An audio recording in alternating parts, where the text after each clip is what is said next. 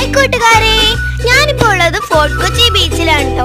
ഇവിടുത്തെ നല്ലൊരു വൈബാണ് എനിക്ക് ഒരുപാട് ഇഷ്ടപ്പെട്ടത്. പോരാത്തതിന് എൻ്റെ ഏറ്റവും നല്ലൊരു അനുഭവമായി മാറിയത് ഈ പ്രാവുകളാണ് കേട്ടോ.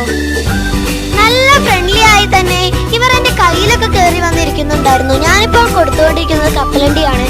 അവർ അത് കൊത്തി തിന്നുകൊണ്ട് എൻ്റെ കയ്യിലൊക്കെ വന്നിരുന്ന് എന്നോട് കളിക്കുന്നത് പോലെയാണ് എനിക്ക് തോന്നിയത്. ഇതാണ് എൻ്റെ ഏറ്റവും നല്ല അനുഭവമായി എനിക്ക് തോന്നിയത്.